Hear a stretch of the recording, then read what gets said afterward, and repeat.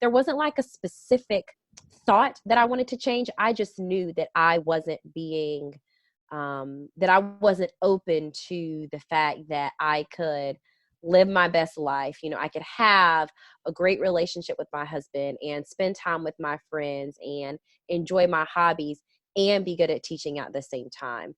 And I just thought to myself, there has to be a way to do it, because I know that there are people out there that do this, and they're great teachers. They're able to live the lives at home that they want, and they're able to do so simultaneously. Hey there, I'm Amber Harper, former burned out teacher turned teacher burnout coach, dedicated to helping other teachers like you to grow through your burnout and take your next best steps toward what you want from your career in education and in life. After an embarrassing emotional breakdown in front of my teacher besties, I knew something needed to change, and that something was me. I decided that I wasn't going to settle for burnout as my sentence as a teacher, mom, wife, or friend. And I knew it was going to take way more than practicing conventional self-care to make the progress I wanted to make. No amount of manicures, bottles of wine, or bubble baths was going to save this girl. Fast forward to a few years later, and I've used everything I've learned about teacher burnout and personal development to write a book, build a course, and lead a community of burned-in teachers who refuse to settle for a life of burnout as their forever reality. I've used my burnout as an opportunity to become an active participant in my life, in the classroom and here on the mic, using all that I've learned to teach kids and serve teachers. And you can do the same. The Burned In Teacher podcast is one part burnout and all other parts action, inspiration, and support to help you grow through your burnout and live a happier, more fulfilled career and life. So take a deep breath, my friend, because you're about to take your next best step to becoming a burned in teacher. Let's dive in.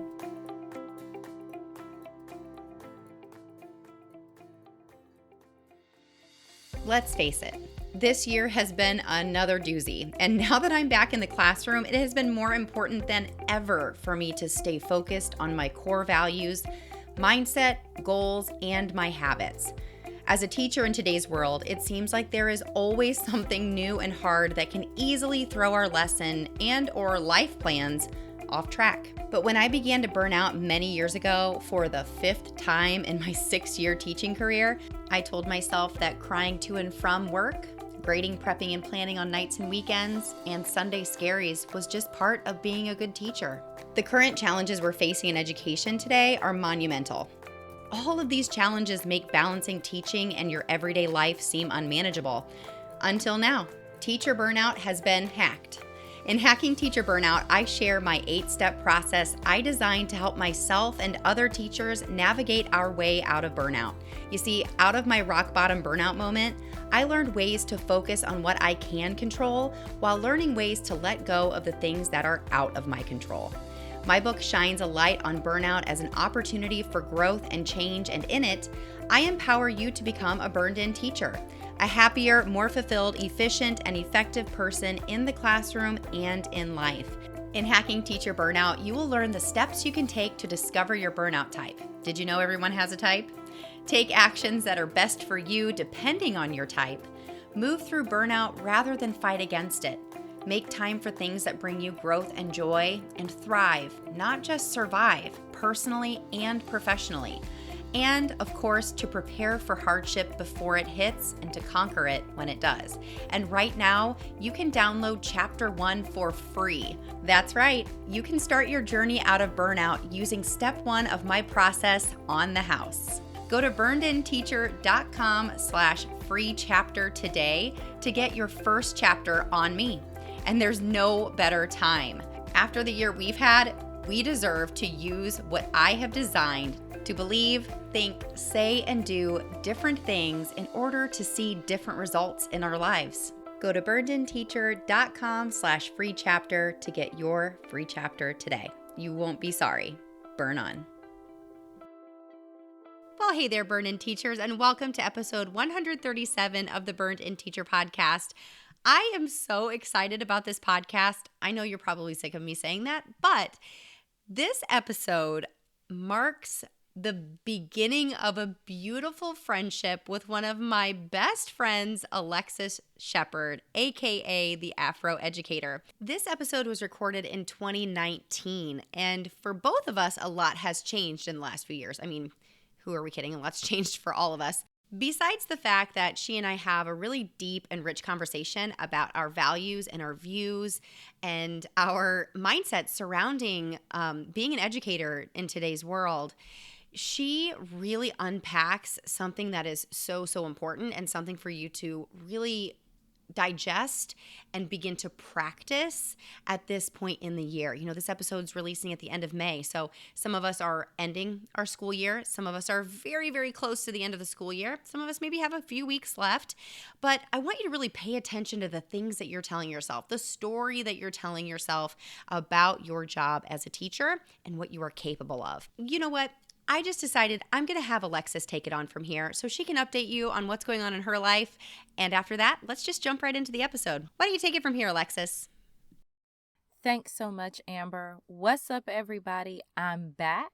If you're a regular Burned In Teacher podcast listener, then you and I know each other well already because I've been on this show several times chatting with Amber about all things from social justice to burnout and the good teacher narrative. If you're new, welcome. I hope you'll enjoy this flashback episode and that you'll take the opportunity to listen to some of the other conversations Amber and I have had on this show as well. This week's flashback episode is from my very first interview on the Burned In Teacher podcast in 2019.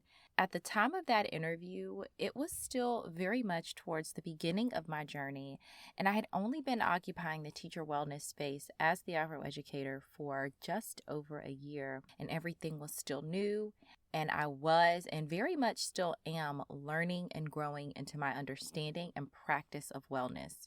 When this episode aired originally, I had just started my 8th year of teaching, and I was settling into different speaking opportunities with numerous conferences and soaking up every opportunity to share my wellness knowledge and experiences through podcast guest appearances like this one, conference sessions, blog posts, and just conversations with everyday educators who are discovering that the biggest return on investment is an investment in self. So it's been about 3 years since that conversation, and quite a bit has changed, as Amber said, for both of us. Starting with the fact that after 10 years in the classroom, I transitioned out of the classroom about 6 months ago, and I've settled into a role as an admissions counselor at a university. I still have the pleasure and privilege of connecting with students and families to help them navigate the season of college admissions. Even though I've stepped away from teaching, I haven't stepped away from my passion for education and the work I do for teachers through the AfroEducator. I'm still out here creating content and resources for educators just like you who are ready to be empowered to show up for themselves so they can show up for others. In the past few years, the brand has continued to grow, and I've been fortunate to have even more opportunities to work with educators and to expand the brand to serve teachers at a variety of different stages, whether they are newbies, veterans, former teachers like me, or teachers who want to transition out of their current role at some point. Since my first appearance here in the Burned In Teacher community, I've launched and relaunched my website, theafroeducator.com, where I provide freebies and opportunities that empower you to step into your best self in and out of the classroom. I also started my own podcast, the AfroEducator podcast, and I'm excited to be launching my first masterclass later this year that will help educators take steps to become through their burnout instead of battling it. So, as you can tell, those are just a few of the updates that represent the many changes that have occurred since this interview first aired in the fall of 2019. At the core, though, so much has remained the same as it was back then. One of those things is my belief in the good teacher narrative and the idea that teachers don't have to play a role in order to show up well in the classroom. So often teachers, and I was guilty of this during my time in the classroom as well, buy into narratives about what it takes to be an effective educator. We internalize what we see on social media, movies, and what we hear in society, and we construct this idealized version of who we think we need to be. I call these ideals teacher types, and they are the basis for the good teacher stories that we tell ourselves. And I also have found that they add fuel to burnout. If you're curious about the idea behind teacher types and you want more information on what I'm talking about, and you maybe want to discover what your teacher type might be and how it could be contributing to your own overwhelm, go ahead and check out my free teacher types quiz over on my website at theafroeducator.com. The quiz is super quick and it will help you start to see some of your choices as a result of one of those constructed identities. After you take the quiz, I'd love for you to check out some of the other goodies I've created specifically for educators like you in mind. Whether you're seeking career clarity about whether or not it's time for you to make a transition out of the classroom, or whether you're looking for ways to integrate simple wellness practices into your everyday routine with students. As you listen to this flashback episode, I want to challenge you to consider your own good teacher narrative and how it might be adding weight to already difficult circumstances. I want to give you hope that you can write a new story or at least edit the old one. You have the power to shift the way that you show up. You can show up more authentically and have more joy so that you can be your best self in and out of the classroom. So take a deep breath, because this represents another step towards better for your burnout. Take care and burn on.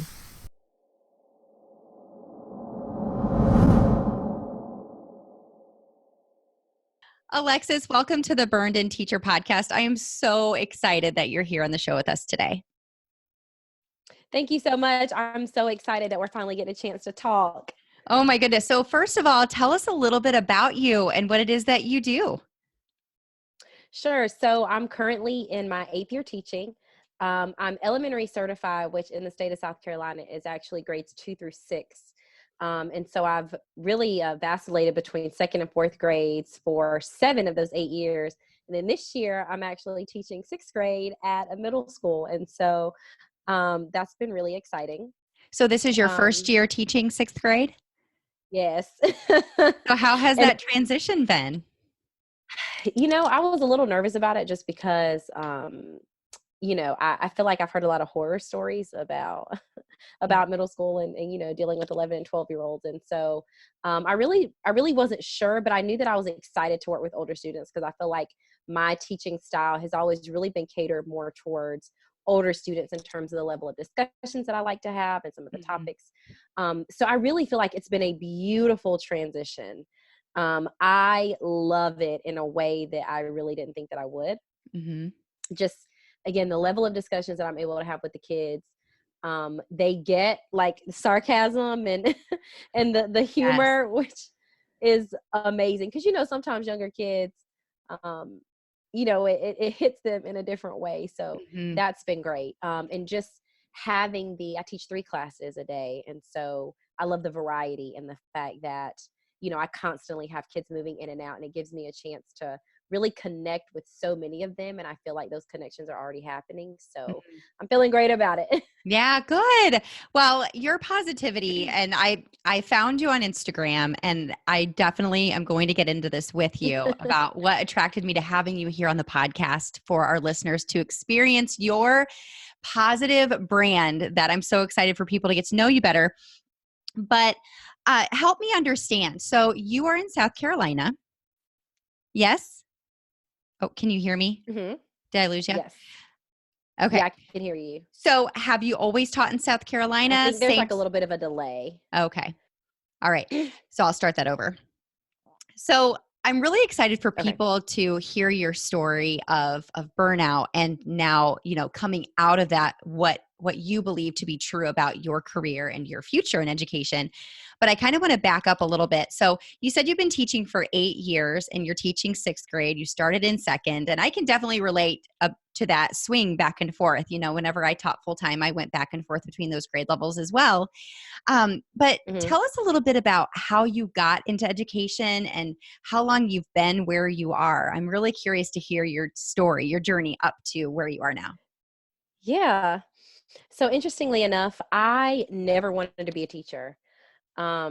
like ever. It never crossed my mind. It wasn't something I used to play as a kid. And Mm-hmm. so when I was in 12th grade and I was getting ready to go to college, I had kind of played around with a lot of ideas as far as like what major I wanted to pursue. And I thought about like interior design. I thought about communications. And there's this course here that's offered by CERA, which stands for the Center for Education, Recruitment, Retention, and Advancement, I think. And I didn't realize that it was a recruitment effort, but basically they take the top certain percentage of high school seniors and they offer them this opportunity and they say, hey, this is a great leadership opportunity. You know, you don't have to want to be a teacher, just come have the experience and it'll look great on your transcript. So I'm like, I've got the time, you know, who doesn't want, you know, a leadership experience? And so I signed up for it. And I think there were 12 of us in that particular cohort that year. And basically they kind of dip your toes into all of these different elements of teaching. So you do a little bit of child development, a little bit of child psychology. They reel you in, don't they? And let me tell you, that's why I'm here, because they reeled me in. And I will say it wasn't like an immediate reel in, but as soon as I had like that first couple of experiences in the classroom, and then I got to teach some mock lessons with some of the students that were in the cohort, I had like a knack for it that, you know, just based on the feedback and stuff that I got. And I was kind of like, okay, so it seems like I kind of have, there's something here. And I decided to pursue it because I felt like, you know, even though it was something that I had a knack for, I also felt like whatever I was putting out, I was also getting back. So in my ability to build relationships with the kids and my ability to plan lessons that were fun and effective. And so that's how, that's how I became a teacher. That's quite a story. You know, you and I have that in common. I did not grow up, you know, some people are born with this desire to be a teacher. You know, they have Yes. teachers in the family, or they just had always had such a good education experience. And I didn't know what I wanted to do for the longest time. And it just made the most sense to me because it was something that I was the most comfortable with. I've always been a student. Heck yes, I can be a teacher, you know? So that's really interesting. So, wow. So tell us a little bit about, so first of all, I'm curious, just because of, you know, the whole burned in process of beginning where you are and then understanding your teacher brand. Have you always taught in the same school building? No, I haven't. Actually, I forgot that was the part of No, the question you asked me earlier. no problem. No, so I've been at 3 different schools in 2 different districts. Okay. So I started off in a larger, what you might consider more urban district. Early in my career was Greenville County, and I spent 4 years there. And in that 4 years, I spent 3 years in 2nd grade and 1 year in 4th grade. Okay. And then I moved to actually my home district, where I grew up, ironically. And I spent 2 years in 2nd grade and 2 years in 4th grade. And now I have this year in 6th grade. So I've kind of, I've moved around, but it has been by choice. And so, and my experiences is so interesting because, you know, obviously there's a lot that's similar, right? Because they're, you know, public schools and there are certain, you know, things that are all the same, but then also wildly different just in terms of the philosophies. Like the district I teach in now is a lot smaller. And so like higher up district officials are a lot more accessible and it's a lot more of a personal type of connection that you have with the people around you, I feel like. Yeah, that was going to be my next question. You know, I've worked in a couple of different districts myself, and although they were all public schools, they can be culturally so extremely different.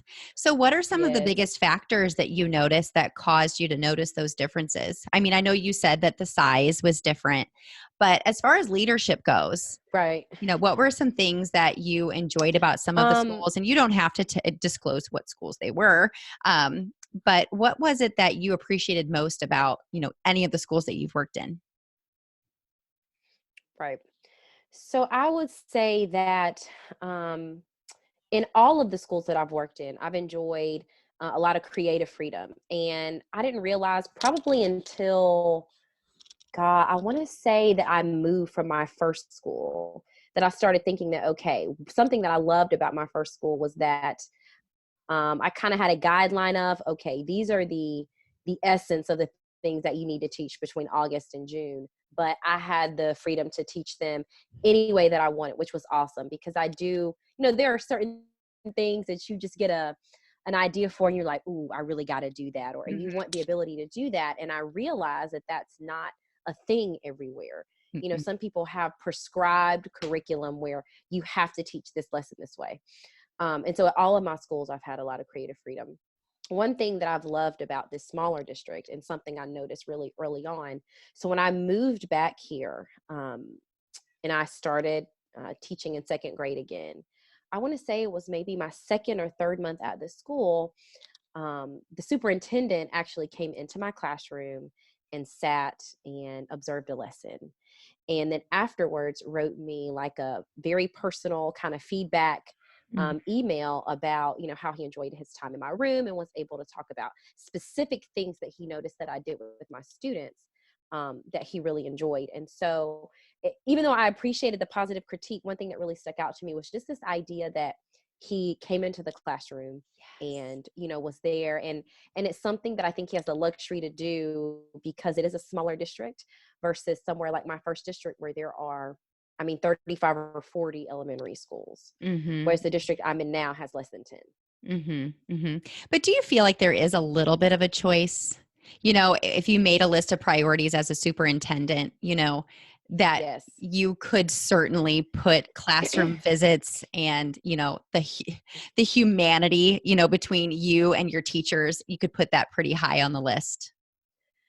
Oh, absolutely. I think so. I really, you bring up a good point, because I do think it's also about what, ultimately what the values are there, and I think when people value, first of all, just the people that are working for them, and when they value connection and relationship, because ultimately, like, when it comes down to it, that's what's going to make people stay, or even if they can't stay, that's what's going to make it a little more difficult for them to leave, is that connection, and not wanting to, um, and valuing that. So yeah, I agree.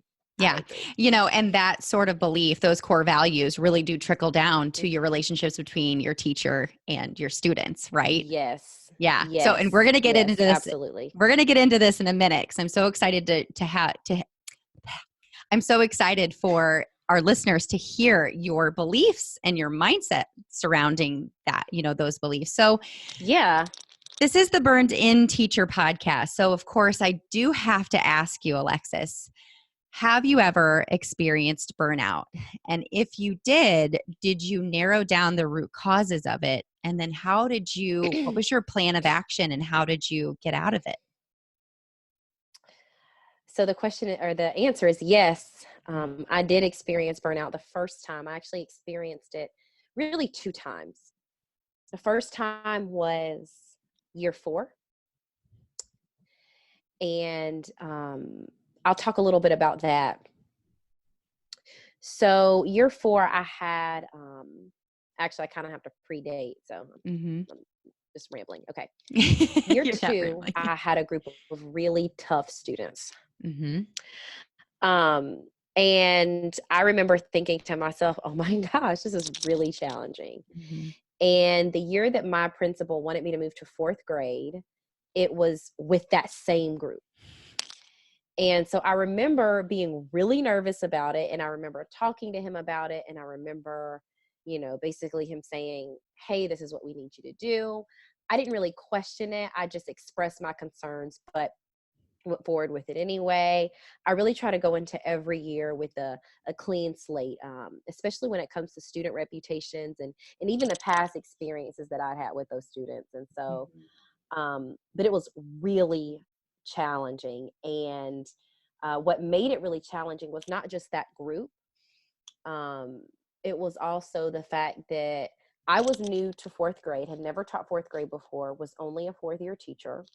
And my co-teacher, the teacher that taught across the hall from me, because there were only 2 of us in the grade level that year, was a 3rd year teacher. But her team, had been broken up. And so we were a new team together. We had to rebuild all of the curriculum, on top of, the day-to-day was a lot of behavior management. And I'll be honest here, early in my career, and I think I still am to a large extent, a regulator. Like I'm that person where um, they tell me we're going to put so and so in your class because we know you can handle it. We're gonna give you, so like I'm that person. Which is both a curse Um, and a compliment, right? right, exactly. It's like I'm so glad that you think that I can handle it, but at the same time, it then those statements almost justify people kind of not even considering that, oh, this might be stressful for you. Mm-hmm. I care about my students, which is part of the reason why it's so stressful. And so in the behavior managing, I'm not just saying something to them to assert my authority. I'm saying it to them because I care about them, and there's something, some greater purpose to whatever it is that I'm saying. Right. And so I spent so much time managing behavior. And then on top of managing behavior, it was building curriculum. And I felt like there was never any separation. And because I wanted to be great, right? Like I've never been okay with mediocrity. Granted, uh, I understand that great looks different ways, but at that time, great only looked one way to me. And it was, I have to do this much. Like using the book, not sure that's okay. If I do use the book, I've got to plan all of this extra supplementary stuff to make sure that it's like exciting and engaging. And, Mm-hmm. I really put a lot of effort into it. And that's not to say that effort is bad, but I wish then that I had known that it's okay to peel back some and only focus on one thing and making one thing great. But Mm-hmm. I was focusing on making everything great. And I really believe that that's where that first burnout happened. Mm-hmm. And, I am sad to say that I didn't do anything about it.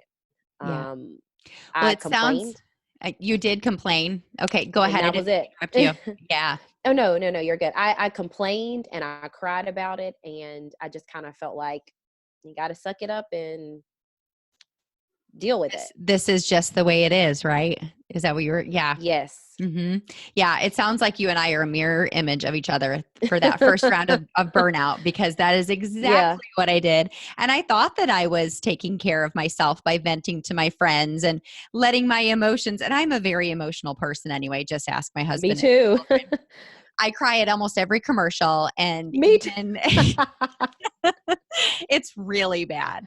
But anyway, so I just thought, this is just me. And, and I did have some of those situations where I was like, oh my gosh, why are you so ungrateful? You have this excellent opportunity to serve these kids, and here you are crying and complaining, but then that's where it stopped. Yeah. That's where it stopped. I didn't do anything else. Yep. Yeah. So it sounds like you had a little bit of what I call the agent of same, the superhero Totally Sam. understand. Yeah. Which is like, I can do everything myself. I can just do it all. Yes. Right. Yeah. So, And it never occurred to me to ask for help or to express that I was drowning to anybody else other than, family and people that I felt like, okay, I can just let this out and, that'll be it. I don't think at the time I really thought I needed more. yeah. And that can get you in a tough spot, especially when boundaries are being crossed like that. And you're just like, yes, of course I can. Yes, I can. Of course. Yes. That word yes Yes. is so easy to say, but it causes so much hardship at Mm-hmm. the same time. It So you does. said you went through it twice. So did you actually solve the burnout, or did it just it kind of went away a little bit? You kind of pushed it back enough that it got better and then it came back. What happened the second round? So the second round is actually really funny because it was 2 years ago. And so between that first burnout and the second burnout, I moved. So Mm, after that year, my husband actually got into graduate school where we are now. And so we moved, and it's about 45 minutes away. So theoretically, I could have stayed, but I just wasn't interested in the drive. And, I felt like it was just a great time for change. And so the move quelled me for a couple of years. I really didn't do anything about it, didn't think about it.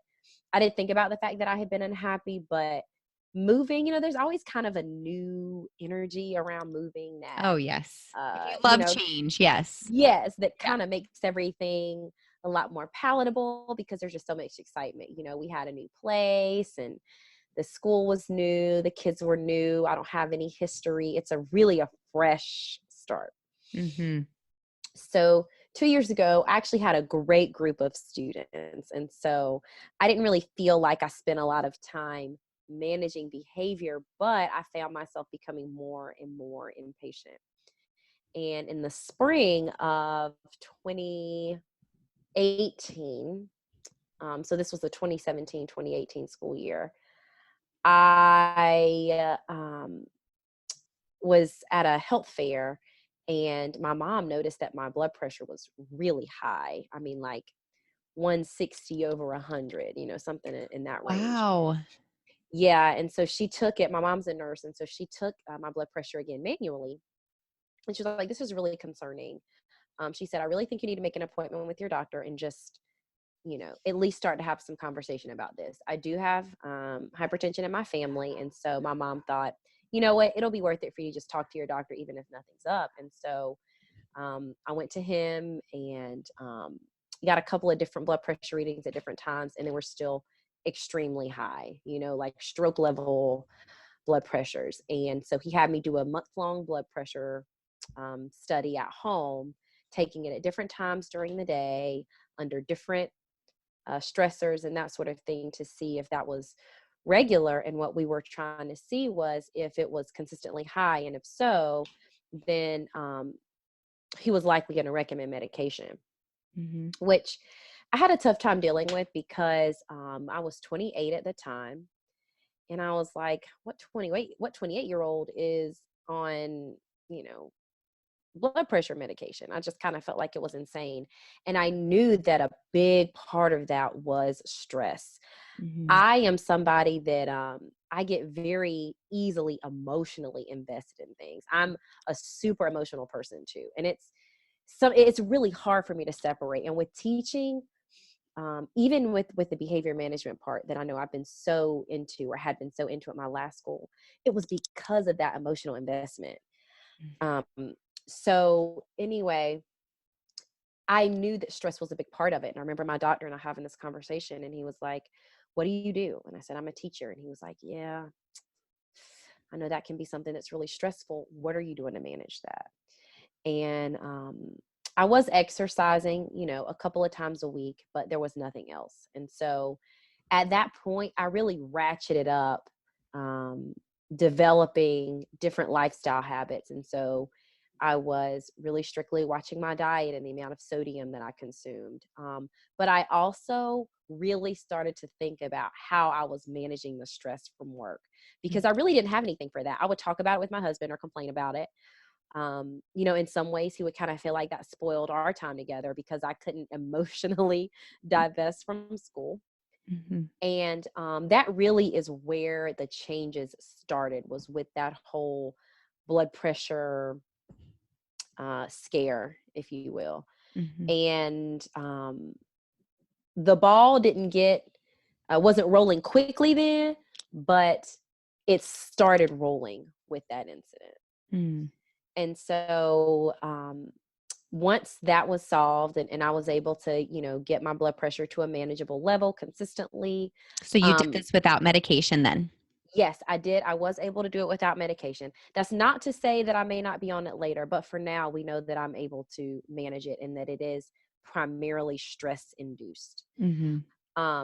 And so the summer came and I was like, okay, I've really got time to, work on myself now. Mm-hmm. Keeping in mind that during this springtime, I had also decided, you know what, this job is too stressful. I'm going to apply for some other things as well. So I also applied for 6 other jobs during the spring of 2018, thinking that one of the ways that I was going to manage my stress was to just get out. Mm-hmm. And none of those jobs worked out. None of those jobs came to fruition. I had one follow-up interview with one of them and, obviously didn't get it. Mm-hmm. And that summer, I really struggled with having to go back to the classroom. And I had a little bit of like a mini panic attack over it in July. I'll never forget. It was July of 2018. And it sounds so weird to say because it feels like it's been longer than that. But it was July of 2018. And I remember calling my friend and crying about it. And she said, come to my house, we'll commiserate together.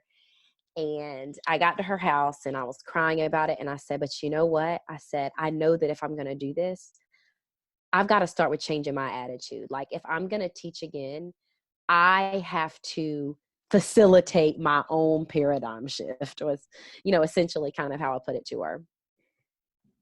And I said, I saw this book. It's by Angela Watson. It's called Unshakable. I said, I think I'm going to order it on Amazon. And would you believe that she went over to her bookshelf and was like, oh, I have that. Do you want to borrow it? That's when you know that you are talking to the right people, Yes. right? Yes. Mm-hmm. It was, I think in so many ways, so divinely inspired because I had every intention of reading the book, no idea that she had it, and she hands it to me and I could start reading it right away. And that's where the ball really rolls downhill really quickly. This is fantastic. So, this is such a great lead in, Alexis, to why I had you on the podcast. Because, like I mentioned earlier, how I found you on Instagram, I'm so glad I did. Your brand, you clearly are very intentional about the words that you choose and the way that you present yourself and the way that you choose to look at different situations and the people clearly that you surround yourself with. So, this is a perfect lead in for us to talk about your beliefs about your career and your control over your burnout. So, you said the ball started rolling. So, Yes. help us to visualize what that looked like on a day-to-day basis in your journey out of burnout.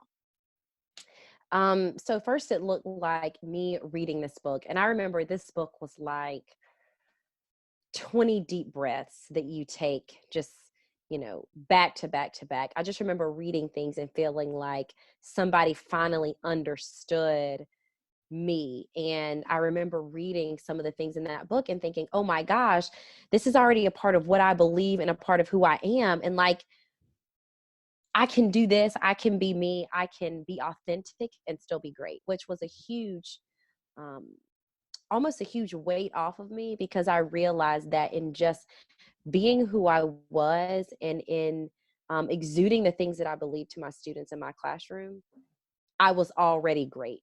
If that makes any sense. It wasn't necessary for me to feel like I had to do A, B, and C. Well, it makes absolute sense because of what you said earlier about how you put all of that pressure on yourself to do all the things and go the extra mile for every Yes. single subject, every single lesson. So that definitely makes sense. Yes. Well, and realizing that in some of the things that were already inherent to my beliefs, Mm-hmm. they were an extra mile. I just wasn't viewing them that way. Mm-hmm. And it's because, I am a perfectionist and I do care, at least a little bit about how people perceive me. And I just always thought, okay, this is what I would perceive as great, or this is what social media perceives as great. And so obviously these are all the things, like you said, that I need to do. And so, anyway, I finished reading the book. And once I finished reading the book, I developed some goals for myself.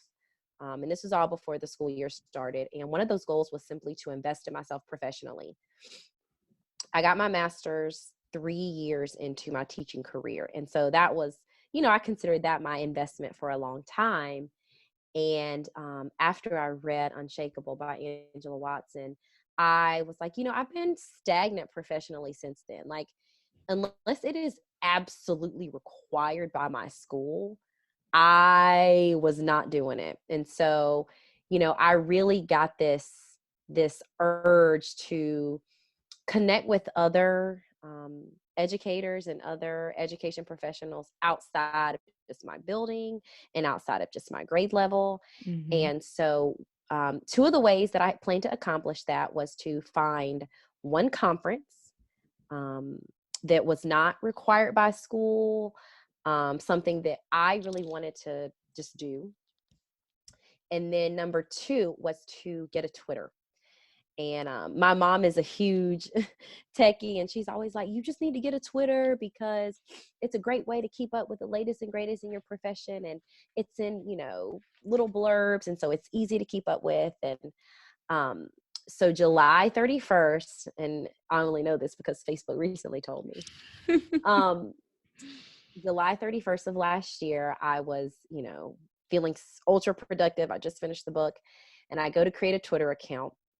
Didn't want to use my regular name, and just, really out of nowhere, it was like the AfroEducator. And I thought, somebody's got this name. This really flows too well. It's a cool name. Right? Like, it flows too well, and it's really too nice for it not to have been taken. And it wasn't on any platform. So I just create this Twitter, and I start tweeting my thoughts. And I really committed to finding some way to connect with other educators, which was through that Twitter and later through the conference. And also committing to just sharing my experiences, whether that's a lesson that I loved that I taught, whether it's what it's like being a teacher of color in the teaching profession, whether it's, I had a really cruddy day and this is how I'm dealing with it. It really started off really simply. Like, I just want to see what other education professionals are out there doing and, have a platform to share mine as well. Mm-hmm. And then clearly you took that platform and extended it into Instagram with Instagram stories. And yes. I'm telling you, anybody who's listening right now, if you don't follow the AfroEducator, and I'm so glad you explained that, because that was going to be one of my questions, is where did you get your name? Yes. So I didn't know if there was a specific story behind it, but it just like you said, it just rolls off the tongue. Yeah. And I knew that I wanted to somehow pay homage to the fact that I am a teacher of color. That's a huge part of my identity, because especially in the district I work in now, which is, primarily Caucasian, Mm-hmm. I knew that I somehow wanted that to be a part of, I knew I wanted it to be an identifier because it's something that I'm proud of. You wanted to make it part of your brand. You wanted it to be known.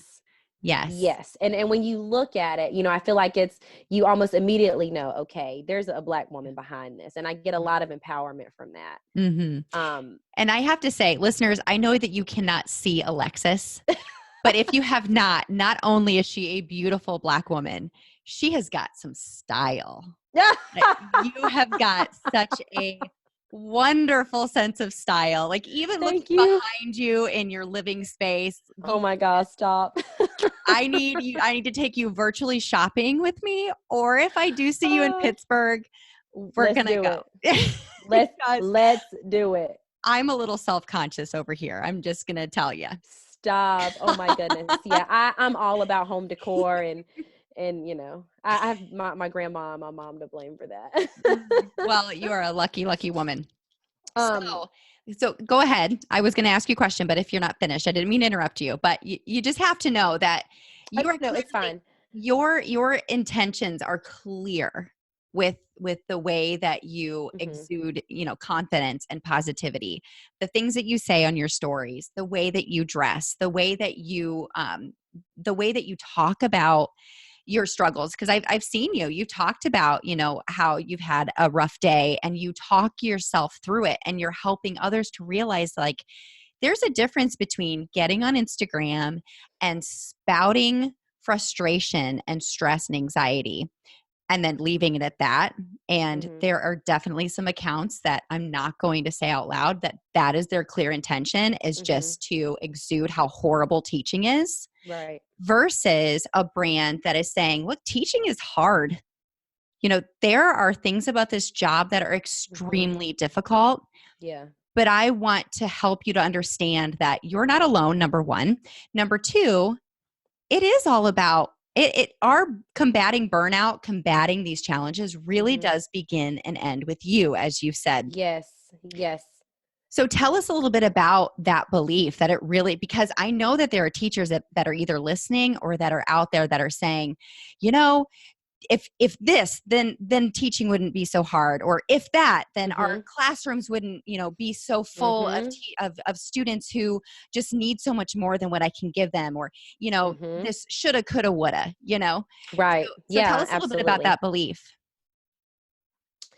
So it kind of, like I told you earlier, when I started to really combat my burnout was when I kind of almost had this self-actualization and the self-awareness that, wait a minute, as long as my attitude stays like this, it was something that I said, and I can't remember the exact statement, but I think it was just complaint after complaint after complaint and rolled out of my mouth. And I thought, the first thing I have to do was change how I think about this. And there wasn't like a specific thought that I wanted to change. I just knew that I wasn't being, that I wasn't open to the fact that I could live my best life. I could have a great relationship with my husband and spend time with my friends and enjoy my hobbies and be good at teaching at the same time. And I just thought to myself, there has to be a way to do it, because I know that there are people out there that do this, and they're Mhm. great teachers. They're able to live the lives at home that they want, and they're able to do so simultaneously. And so, and I have to say that that belief really stemmed from a couple things. One being reading Angela Watson's book. So it's not like she introduces a whole lot of new ideas, Mhm. but they're revolutionary in the sense that they are things that we already do and things that we already think that actually are enough.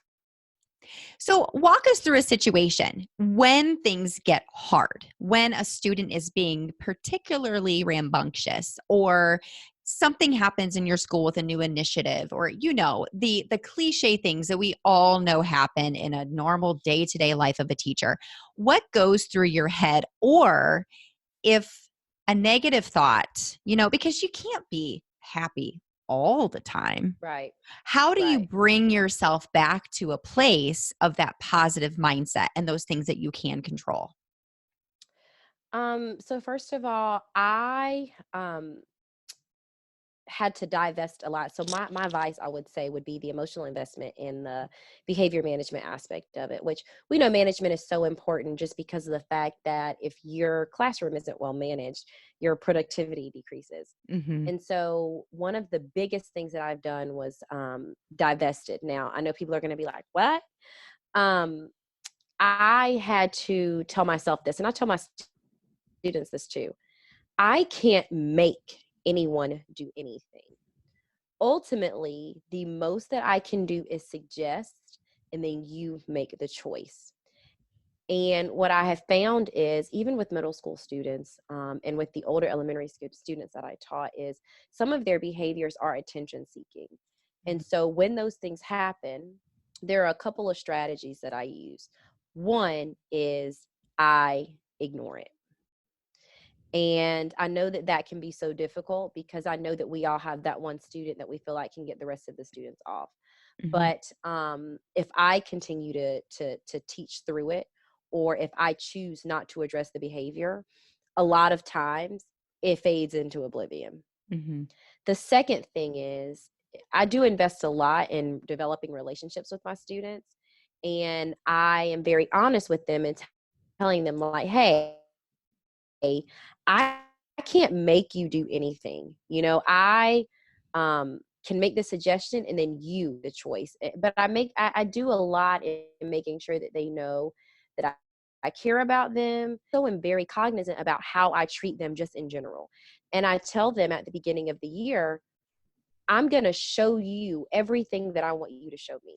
And so I actually had a situation with a student last week who was being disruptive, and he just wasn't staying on task. He would, say something, and the rest of the class would be in an uproar. And so at one point, when most of them were working on independent work, I pulled this student outside in the hallway.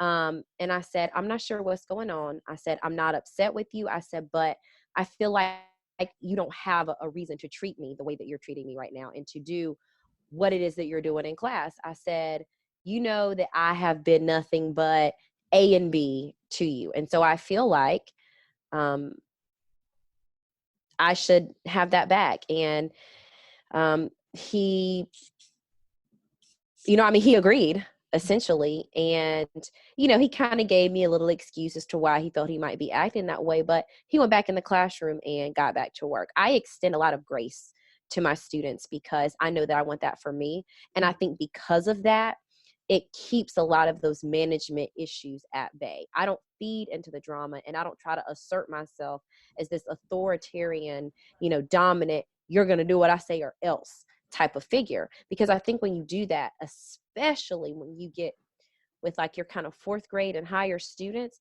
it produces the opposite effect and it becomes counterproductive. And then you're pushing for behavior, and you're overly emotionally investing in behavior, and you're taking all of the things that they do to you personally, and they know that you're rattling them or that you're upset or that, in some cases, I hate to say it, that you're not showing them respect. And so then they don't feel like they owe you that in return. And I think the mistake a lot of us make is we try to assert ourselves as these kind of dominant, or else type of figures. The authoritarian. Yes. And it just, you can survive that way. I'm not saying that it doesn't work, but I don't think in the long term it's effective and it's not healthy. Well, it's surely not going to help you thrive. No, it's not. And I've been there. I'm saying that as a person that, on the one hand, I think all my students have always known that I've cared about them. But on the other hand, I have been overly invested in the behavior stuff to the point where I would leave work with headaches, or I could feel the physical tension in my body because I was spending so much energy, emotionally and physically controlling that. And so backing off of that helped a lot. And me reminding myself that ultimately I can't make them do anything. And so, if something particularly difficult happens, there's a lot of self-talk. I also teach my students mindfulness tricks. And one of the things that I do is sometimes when I need a mindfulness trick, I'll be like, we all need a mindfulness break. So it just really depends on the behavior. But I think it humanizes down to the relationships. And then I can use those relationships as leverage. Yes. So I love that you said I don't feed into the drama, because I want to flip this conversation into another player in this game of burnout, and that is colleagues. And so I know I could see your face. So what happens when there's drama happening around you as an adult, as a woman working with predominantly other women? I've been there. What is your reaction, or what is your proaction to that drama and that negativity that a lot of the teachers that I work with really struggle with? Yeah. And it's easy, right? Because we're like in an environment where it's, like a constant, flurry of negative comments and the emotions that come with what we do. So the first thing is I'm in my room a lot. So during planning times and times that, teachers might normally gather and talk, I'm in my room with the door closed, getting things done. On the outside, it's for productivity reasons and so that I can do what I need to do at school so that I'm not at school hours and hours afterwards. But there's also that secondary layer to that where it's also because I don't want to get involved. Yes. Now, in the spirit of camaraderie, I do, chat with and associate with my colleagues. But when they begin to get into, negative commentary about students, I'm going to be honest and say that sometimes you're in that place where you're like, oh yeah, I totally know this is what's going on. And I'll admit that I'm guilty of that, right? Like I want to be completely honest about that. But I try to be really aware of my responses to what they say. And while I may say something, when they say things, I try to just listen and just be that listening ear. I try my best not to offer any type of commentary that's going to add to or enhance what they're already complaining about. Yes. Because I know that energy is going to jump onto me, and then I'm going to begin to feel negatively. So it's like a mix of separation and just not commenting. I'll listen, and I try to say something that shows that I am there for them, or that I'm listening, or yeah, I know that's really tough, or yeah, I know that's something that I've struggled with in the past. And if it's something I feel like I can help with, I Mhm. may offer solutions. But Mhm. for the most part, I find that a lot of times when people complain, that's not what they're looking for. No, if they don't ask, I didn't tell. And I Right, had the same mindset. And, a lot of people wonder, how did I get out the door when I did, every day and not working on the weekends? Well, it's because when I was at work, I worked, right. and it wasn't in a negative way. I didn't eat lunch in the teacher's lounge. I ate lunch while Yes, I entered data or graded yes, stuff.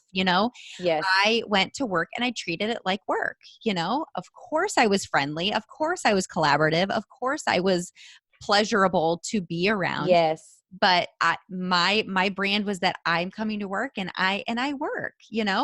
And I think it's interesting that you mentioned that you don't, people that typically complain, they don't really want the help.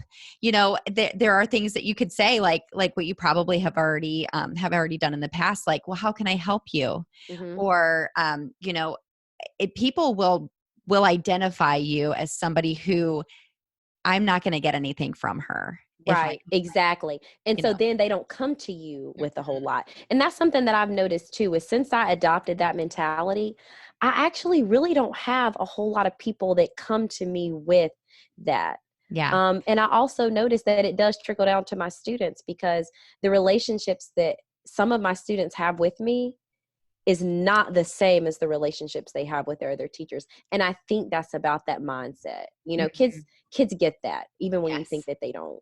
Yes. Yeah, it's so true.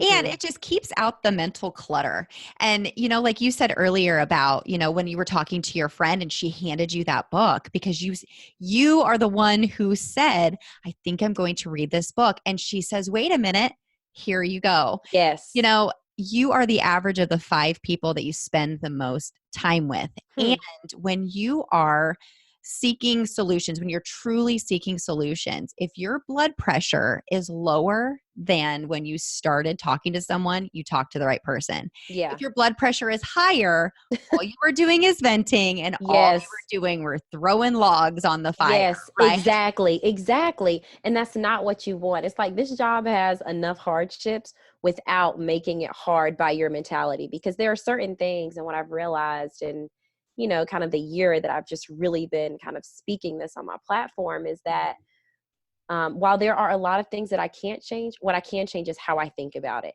That matters so much. And the power in recognizing that you can change so much with your mindset is really what's been revolutionary for me. It's extremely empowering, isn't it? Hmm. You're not waiting Hmm. around for this mythical unicorn to come in and just change your life, right? You have Right. the power. You really do. And that sounds Yeah. very, very woo woo or cliche, but it's so true, Alexis. It Thank you is. so much for everything that you said today. This is really exciting. I think this is going to help a lot of people to realize how much power they really do have over their burnout. Is there anything else that you'd like to share with our listeners today? If there's anything else I'd like to share, it is that, like you said, Amber, you do have so much power over, just over your life in general. And that starts with your mindset and how you think about things. Mhm. Your mindset dictates everything. And what I found is that as soon as as soon as you decide to shift your mindset, lots of things follow that, Mm. right? And so if you have that mindset that I can live my best life and, live my best teacher life as well, Mm. that happens because you believe it is so. Your actions begin to align with what it is that you believe. Mhm. There's a quote that I really love, and I know I'm going to mess this up, but it says, watch your thoughts, they become your actions. Watch your Yes. actions, they become your habits. Watch your habits, they become your character. Something Mm, along the line of that. And it's I so love that. extremely true. You, Yeah. where you focus, where you choose to focus is where your head goes, right? And then Yeah, where your head goes, absolutely. your body follows where your head goes, right? So Yes, it's such a residual effect. So I am it is. so appreciative that you brought up all of these wonderful examples of really thinking about how you're projecting your teacher brand onto your students and your colleagues and yourself, really. Well, thank you so much. I mean, this is something I am so excited to talk about every time I have a chance to talk about it, because I have experienced it for myself, right? Like, I'm not just talking from this like point on high where I believe that, this mythical thing can happen and it can be great. I have experienced this. And I think that's really where the passion comes from, because I know that it's real, because I've been there and I've been through kind of all these different things that we're talking about. And I feel like I am, in a lot of ways, successfully doing both, while not perfectly, successfully in the sense that I've done it enough times and experienced enough times that I can be a great teacher and a great, insert anything else. Yes. And it's so true. And you really can, you can do whatever you want, and that's another thing, is that sometimes we place these boundaries around ourselves that, like, oh, I can't go past this line. Right. Well, yes, you can. You really can. It all starts with your belief in yourself. So thank you so much. Yes. I feel like we could talk for another 2 I hours. know. we really could, but we hopefully will get that chance at the conference next month. I'm really hoping that it works out. Actually, Alexis, before we jump off here, and we've got to get going, because I actually do have another call after this at 8:00. The Burned In Teacher lightning round. So just because our conversation, I know you and I have gotten a chance to laugh a lot, but our conversations get pretty serious. So I just want to get to know you a little bit better and have a little fun. So I'm going to do a quick this or that round with you. Okay. Okay. All right. Soup or sandwich? Sandwich. Yes. What kind? What kind of, are you meat eater? Ham and cheese. Yes. Oh, my favorite. Card game or board game? Card game. Which one? Do you have one that you and your husband go to every time? Oh gosh, no, not every time. We love Uno, but then when we get in a big family gathering, we like spades. Oh, nice. Yes. All right. And finally, dine in or delivery? Ooh, dine in, because I love to cook. Cooking is my thing. Yes, you do. You post that on your stories too. Yes. I saw your stuffed peppers last week. They look delicious. Yes, I love to cook. It's cathartic for me. Oh my gosh. So true, especially with a nice glass of wine sometimes. So one more question. Where can people find you? It's so simple. On Instagram and Twitter, I am at the AfroEducator, all one word. Again, that's at the AfroEducator. And then on Facebook, my handle is the space AfroEducator, and AfroEducator is all one word. Awesome. And I will have that in the show notes. Alexis, thank you so much for spending time with us today. I'm so grateful for your time. Thank you so much. I'm so grateful that we finally got to talk, and hopefully I'll get to see you next month. Oh, I hope so too. I'll be in touch. Okay, sounds great. Thank you so much. Bye-bye. If you enjoyed today's podcast episode, you can head over to burnedinteacher.com, where you can access the entire vault of Burned In Teacher podcast episodes and more information about ways I want to help you go from burned out teacher to burned in human. If you enjoyed today's episode, I would be so grateful if you would head over to iTunes and leave a review and a rating about the Burned In Teacher podcast. Until next time, take a deep breath, because you just took another step to becoming a burned in teacher. Burn on.